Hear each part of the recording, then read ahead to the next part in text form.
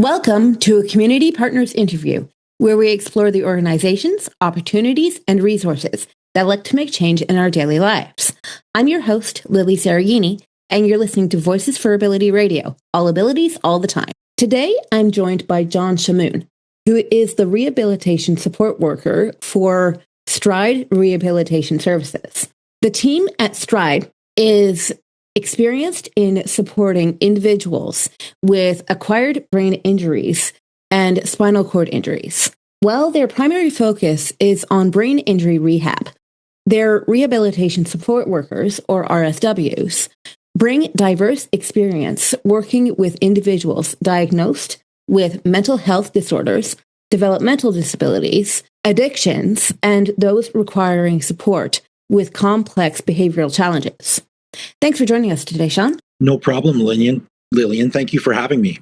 John, could you tell us a little bit more about you and what inspired you to work at Stride? Yeah, I can for sure. So I'm going to go back a little bit just to give a little background as to who I am. And as you say, like you're wanting to know how I got into what I did. So I was born in Iraq. My parents, like many immigrants that have come to this amazing country, my parents recognized that they just wanted to have a better life. So, back then they had to pay some people to get us over to Greece. So I spent my first few years of life in Greece. Of course, I don't remember that time. And then we were placed in Edmonton, Alberta when we came to Canada. So I was about maybe 2.5, 3 years old when I had arrived in Canada. I quickly learned as I was growing up, and more so it started when I was going to school. I learned that when I was at home, my parents, of course, doing the best that they possibly could with meshing with Canadian culture, they raised me the way they knew how to raise me, which is like still with the cultures and norms and beliefs and all of the things that as if we were back home in Iraq. Now, this doesn't mean that they didn't have respect for Canadian culture and for everything that came along with our new life in Canada. They didn't know what existed. And because of that, they obviously hung out with people from our culture. Now, what I noticed is when I went to school, I was Canadian. I would talk to my friends about what they did, and I started to learn about all of these different things that my Canadian friends did that I just had no idea existed. Strange at the time, it was strange, but I remember my friends telling me they went camping. I'd go home and ask my mom, Mom, what's camping? And she wouldn't know what camping was. I mean, people don't camp in Iraq. It's not something that we did. As you can imagine, with the lifestyle that people have, in a country like that, people are more concerned about safety, making sure that they have enough to eat, all that sort of stuff, because it was a war-torn country. So then I learned about the Boy Scouts and the Girl Scouts, and I just would learn about all of these things that Canadian people did. And I was like, I just had no idea that these things existed. So fast forwarding into my adult life, as I continued to distinguish the differences between, the culture that I came from and the culture that existed here, I also recognized that in my culture, and I don't think it's unique just to Middle Eastern people per se, but I also recognized that we didn't really talk about disability and brain injury and addiction and mental health, and we didn't talk about any of those things. Now, all of these things existed, but in any house that any of these things existed, it was just quiet. It was kept quiet. The family dealt with it, and it was never really talked about. Everyone knew about it, but no one talked about it. And there are not, at the time that I started, there was no one from my culture, from my community, that was in this world. So I decided to get into the world that I'm in, and I started my journey working with folks who have had developmental disabilities. And then, of course, it led into, people with addiction and mental health issues and so forth. And then, in the more recent years of my life, I've been dedicating more of my time to the brain and spinal cord injury side. So that's a little bit about who I am. Cool. I really love the approach to not covering things up, but that is coming from my own perspective where I was never really encouraged to cover it up. Right. Yeah. Well, and it's tough because no one in my culture ever said we don't talk about it or let's not talk about it or don't talk about it, but it wasn't talked about. So it was just like I just felt that if I went to school, got into the world that I'm in, I always wanted to be the person in my community, in my cultural community, that people would say, oh, like, John, like the Assyrian Chaldean guy in our community, like he does this. So I have all kinds of people who will come and talk to me, and they'll do it sort of in secret. And I say to them, I'm like, it's not secret. It doesn't have to be a secret, but it is private. I'm not going to go and tell anyone about this because it's a privacy thing. What you tell me, we're from the same community, the same cultural community, and I recognize you're concerned about people hearing about what you're going through, but you don't need to worry about that because even something simple as privacy, that's this is not a thing that exists in my culture. Like for me, even growing up, um, I didn't I didn't know what privacy was. Like my parents came in my room whenever they wanted, and like not that they did, but like it was that whole window of understanding understanding what relationships between parents and kids are. There was no privacy in our house. Like we all knew what was happening. My parents always told us what was happening with them. They always knew what was happening with us. Well, I, of course, learning about North American culture as I grew up, I learned about this privacy thing. And I was like, what do you mean your parents don't go in your room? And like, what do you mean your parents don't do all these things? So I literally, I would say that I grew up with the best of both worlds. And I'm not trying to say that my parents did anything wrong in terms of this whole privacy piece, but I think that's large in part where if we were to come back to present day in my present day life, people who come to speak to me from my community, they are looking for privacy, as in I don't want anyone else to know what the things are that I'm dealing with. And I just needed to reassure them that, of course, I'm not going to tell anyone. Like, just because you're talking to me about it doesn't mean I'm going to go tell people from our community about it. Because in our culture, people just talk about things openly. There's no, people don't hide things. There's no conversations that are taboo.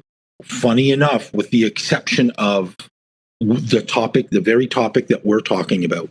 That is kind of an odd one. That is a bit odd because if you don't have privacy, then theoretically everyone should know everything, but different standards, different places, different times. For sure. Yeah, absolutely. So I think there's been a shift in how people think. And of course, as I age, the younger generation of people from my community are more open to speaking about things like this. I think it was just maybe the time that I grew up where people weren't as readily willing to talk about these kinds of things. So I am seeing a shift.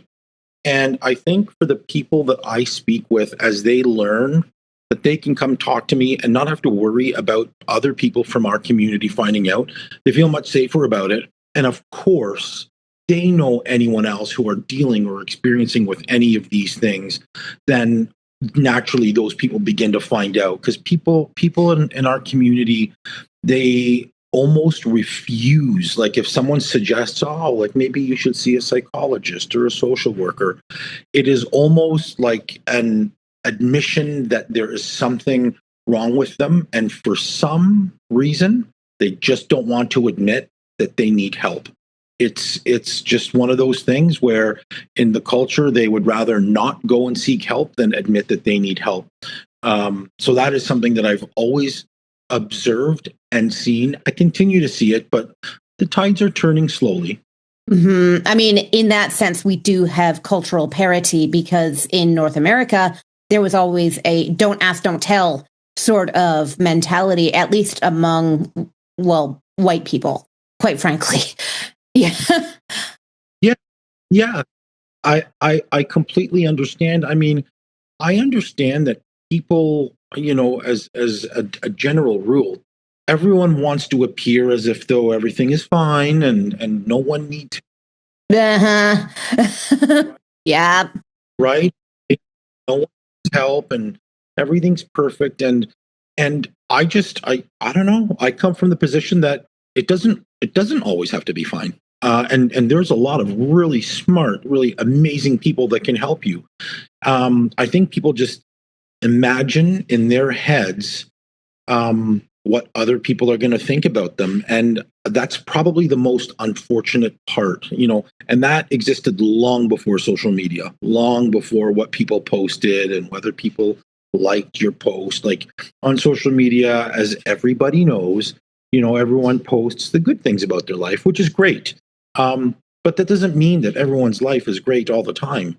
So I think if people are able to bring themselves to a place where they recognize that it doesn't always have to be perfect. And when things aren't, there's really good people that can help you. Um, that is my hope. And I mean, I do my part where I can with the people that I support, with my family, with my friends. And I mean, I think it starts with the circle of people that you're involved with. And I think that's how we can all spread the message that, reaching out for help is okay. There's nothing wrong with it at all. I agree with you. While doing my research, I saw that you have a couple of services that you offer. Could you tell us a little bit more about those services? Yeah, so at Stride, our as I say, our focus is brain and spinal cord injury. But if we were to take a look at the folks that we primarily deal with, which is those two categories, we also see some other situations where people have other issues that they're dealing with. So sadly, for most of the people that we support, they end up in some kind of, I'm going to call it an event, because it's typically an accident of some sort, right? Like a motor vehicle collision. But it's not restricted to cars, right? It could be someone on a city bus. It could be someone on an e-bike. It could be someone on a skateboard or rollerblades. But but primarily, our largest client base are folks who have been in like a motor vehicle accident. So as you can imagine, like I would say a lot of people who are just driving down the street that get into an accident and need the sort of the level of support that we provide, they might already have something pre-existing, whether it's like mental health, whether it's anxiety, depression, bipolar. Some people may have a pre-existing issue with, like, whether it's drugs or gambling, drinking, what have you. So it's very seldom that we support people who just have what I would say, like, just been in the accident. Like, most people have other things happening in their life because unfortunately that's life, right? It's not as if though people who get into these accidents are perfectly healthy 100% of the time. Um, Now, that's also not a bad thing. It just is a fact. I mean, there's lots of people that we support who are males between the ages of 18 and 35 because they're super high risk and they do things that, you know, females wouldn't typically do. So there's a lot of folks that we support who have brain injuries that are males in that age. And they might have these secondary issues that we support as well. So all of the folks on our team essentially specialize in this area. So we understand that when we go to support someone in their home, because that's the support that we provide home support. The support that we provide in their home, we understand that when we go to their house, they may not have slept the night before because of the brain injury that they have and the symptoms that they're experiencing. We may not understand how tired they are or how much pain they're in. So when we go to support them, I mean, these folks can, like anyone, can have a really bad day and say some things that aren't too kind, to be quite frank with you. But we understand that that's what we're walking into. And, you support the person the best you can. You're calm, you're patient, you do your best to redirect and get the person sort of back on track, and you help them sort out why they're feeling like that. Because people who are having, a bad morning, who maybe say something to us that in any other workplace would be considered, well, this is an unsafe workplace. That's what we deal with every day. Now, it's not to say that absolutely everything we do is that challenging all the time, where we're having to deal with people saying and doing not so nice things. We just understand that it's part of it, and it's part of the brain injury.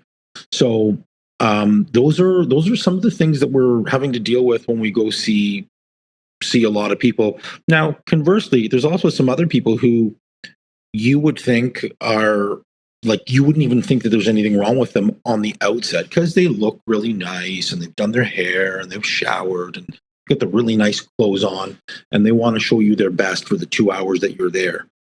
But then as you get to know them, like when you leave, they're quite exhausted because they had to put on this front that everything's fine.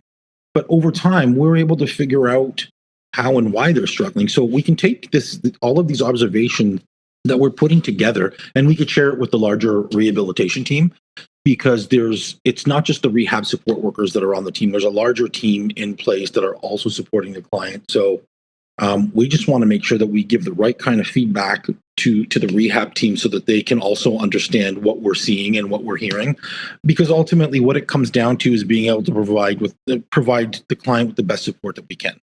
It sounds very holistic. Yeah, oh, absolutely. It really is.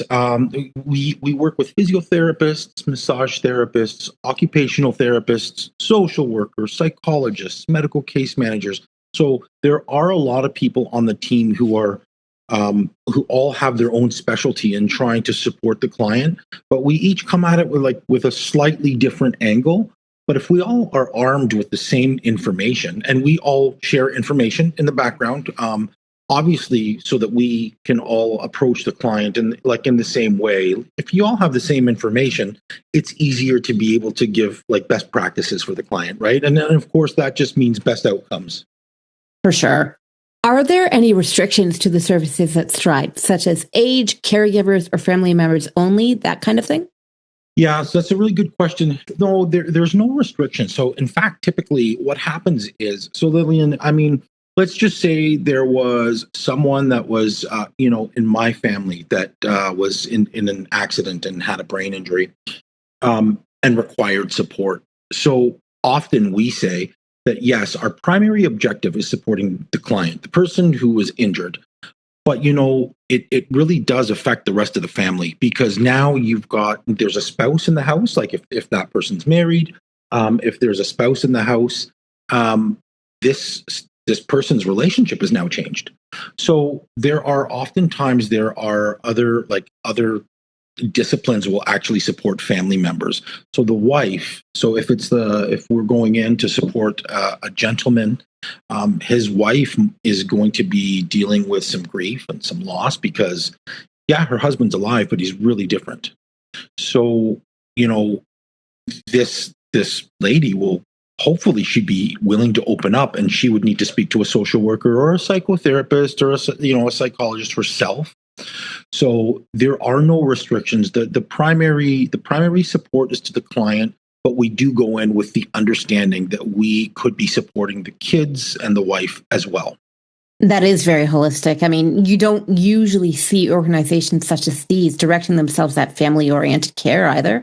No, well, I mean, I think it depends on. So listen, and I appreciate you saying what you just did. There's lots of really great organizations in the industry and in the world that I come from.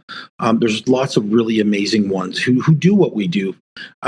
It's really difficult because we're not OHIP funded. So the medical rehab team that might support a client with a brain injury, they wouldn't have the same kind of resources or the same kind of frequency of access for the same disciplines. So if you needed support, if you had a brain injury and you had a legal team in place, you might have one of us, like a rehab support worker. You could have a physiotherapist for some of the injuries that you're dealing with. You might have a massage therapist as well. You could have a physiotherapist and an occupational therapist. And you would be seeing these folks rather frequently for an extended period of time. The situation is that if you had to access the same services through OHIP, you would have some of these services through OHIP. Now, this isn't to knock OHIP, right?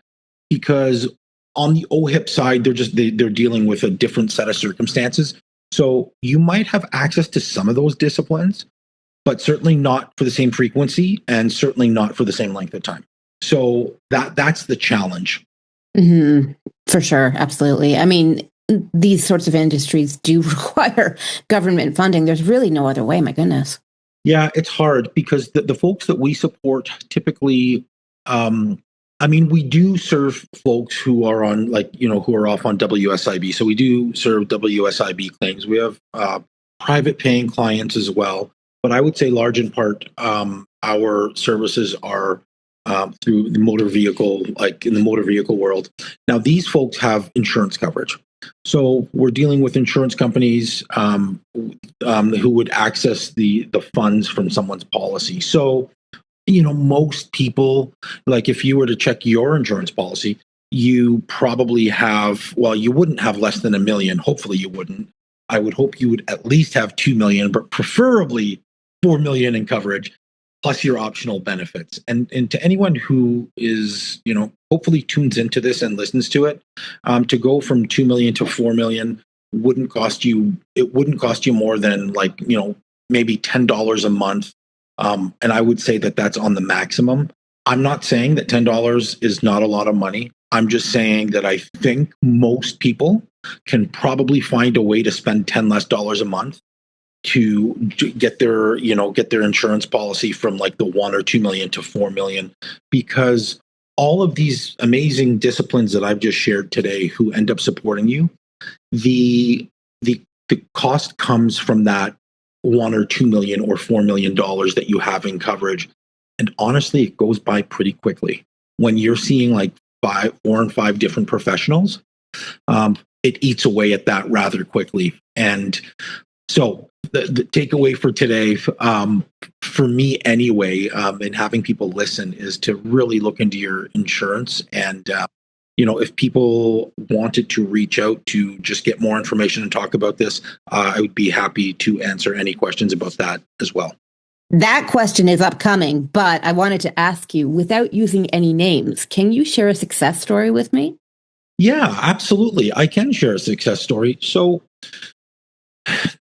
now I don't want to move the goalposts too wide or too narrow. I feel like it's important to define success. I think I'm guessing, I shouldn't say I think, I'm guessing you want to hear someone who got hurt, who um, had a rehab team, did really well over a number of years and went back to work. Am I correct in assuming that that's what you're after for when you say success? Not necessarily. It could also just be a sense of personal success, like you've moved from the wheelchair to the walker, or, just any kind of benchmark like that, regardless of whether you're in the workforce. Yeah, amazing. So I'm glad we just sort of like spent a little time on that, because I definitely see success as, I mean, for me, the most pivotal thing is the not giving up. If you don't give up, you are successful. Now, I know that sounds vague, so I'm going to share a story. Started working with this one gentleman when he was a young guy, and this was about, I would say 14 years ago. He was catastrophically impaired. So when someone is hurt in the world that I'm in, if you're determined to be non-catastrophic or catastrophic, as you might assume, non-catastrophic, between the non-catastrophic designation and the catastrophic one is what it is. It means it's catastrophic, and it's like a really big deal, and you can have more team members supporting you because the injuries are far more significant. Now, this isn't to take away from people who have a non-catastrophic injury. If when you have a non-catastrophic injury, you have less funds available and your team is typically smaller.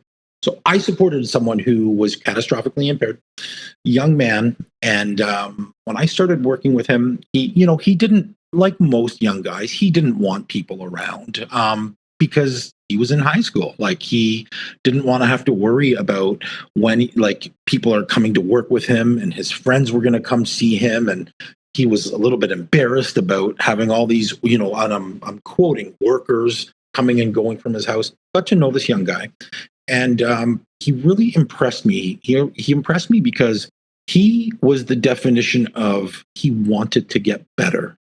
And though initially he had some hesitation about all these people coming into his life because he lived in a small town, and, small towns just have that stereotype of everyone knows what's happening. This guy worked so hard. He's probably in one of the top 3 stories of people that I've ever supported. That's not to take away from the people that I've supported. Everyone I have supported genuinely, I've walked away learning from them and understanding how these folks get up every single day and work so hard to be better. I'm saying that this specific guy goes in the top 3. All I mean by that is that he always wanted to be given more work. He always wanted to know how he could be better. He always wanted to know what he needed to do to get to the next phase of his life. He did such a good job. Now, he had lots of struggles during his recovery, but he ended up, so I'm fast forwarding to years later, he ended up getting a job and he was working full time. A situation happened where he was in another accident while he was working, and sadly, he couldn't work at this place any longer. Instead of wallowing and being angry at life and being really mad, which would be a normal reaction, at least for a very short period of time. I don't think that would be unnatural of anybody. He just kind of we talked about it over and over again over the course of a number of sessions. And then he said, okay, I guess I need to do something else. So this guy went back to school and he got his HVAC license, which is incredible. So now he did this with support. I would support him with his homework, with his studying, as would the rest of his team. It wasn't just me. And he ended up getting his HVAC license. And after that was done, he got a job at a place where he was doing HVAC. So it was just to me, it was monumental, because I just think for an average person who doesn't have a catastrophic impairment, what he did would be considered really amazing. But he did it with a catastrophic brain injury. So to me, that is beyond successful. Now, there's a little more to that story, but I think just for the interest of time, I will stop that story there, because I think you have more questions that we want to get through. But this gentleman has continued to impress me in his life, and he's a really strong role model to people that see him and look at what he's done for himself. I really do love the never say die approach. And I mean, you're taking it into your own hands, right? It's not that you're being constantly looked after by other people. You're doing it for yourself, and that's admirable. Yeah, I completely agree with you, Lillian. And, it's really challenging because there are times when you go to support people, not everyone comes from an environment where, both parents are around and they're both supportive and both loving and both available and both, checking all the boxes. People come from environments where that's not the case. And in fact, it can be the opposite. Not around, not supportive, not very loving. And there's environments where people, unfortunately, parents and family members might even take advantage of the injured person. It's unique in that it's case by case, but we make sure that we understand that we're not walking into an environment where it's always going to be happy, always going to be safe, always going to be great. We're walking into an environment where we know someone's injured, people are not going to be happy. People are going to be symptomatic and hurt and maybe angry and maybe mad, and maybe the family members are also frustrated because, the person that's injured is getting all the support, but everyone else in the family is also dealing with the ramifications, and maybe they don't have support. So there's a lot of factors that go into it. Mm-hmm. Are there any events coming up for Stride? So there are all kinds of events that happen. So our community is really great. First and foremost, the Brain Injury Association of London Region does an incredible job at putting on events. And what they do is these events that are put on so that they can bring the community in together And, of course, there's all kinds of sponsorships, and the events that are being put together are to raise awareness and funds for the Brain Injury Association. So for those who don't know, like for the people that might be listening to this, there are different support groups throughout the city as well as the counties, um, where people with brain injuries and spinal cord injuries can go. So you end up meeting peers who are experiencing the same thing that you are. So the Brain Injury Association website is an incredible website for people to know what events are coming up. So if you've got a brain or spinal cord injury, or if you're just interested in supporting the organization and what it stands for, all of the events can be found on there. But there's lots of them upcoming. I'm not going to pretend that I know the dates to them, but I know that there are some upcoming ones. I know there's one next Tuesday. It's Pints and Patios. It's sort of like a food and drink pairing. That's what it used to be. I don't know what the theme is going to be this year, but with Pints and Patios, I think you can imagine what it's going to be. But it's like a really simple, like people pay for a ticket and go, and all the money that's raised goes to the Brain Injury Association. And of course, the Brain Injury Association makes sure that all the support groups and things like that get these funds to support the very people that need them. Sweet. Yeah. If someone wanted to become a member or volunteer with Stride, or if they wanted to learn more about you, what's the process for joining, and where can they go to find out more about you? Yeah, and the most boring answer ever, of course. Yeah, if someone wants to go to our website, they can contact me at any point. My phone number's on there, my email's on there. It's John Shamoon, and if they've got any questions at all, like there's lots of volunteer opportunities. I can share with people about events. People might have questions about just like how they're going to navigate their own situation. Of course, if anyone calls who already has a legal team in place, I would personally be staying away from giving any information as to what they need or should be doing. That's if they've got a team in place, that's the people that they would need to talk to. But if they wanted to talk about other things, like if they don't have a rehab team, or if someone wants to talk about volunteering or going to events or being a part of the Brain Injury Association in some capacity, I'd be happy to answer any question for anyone. Excellent. Yeah. Well, thank you so much for your time today, John. Absolutely. My pleasure. I really appreciate the time that you guys gave me and the platform. And I wish you guys continued luck with the great work that you are doing. Thank you very much. Absolutely. You've been listening to a Community Partners interview on Voices for Ability Radio. I'm your host, Lilly Cereghini. And remember, folks, stick together because we're all in this together.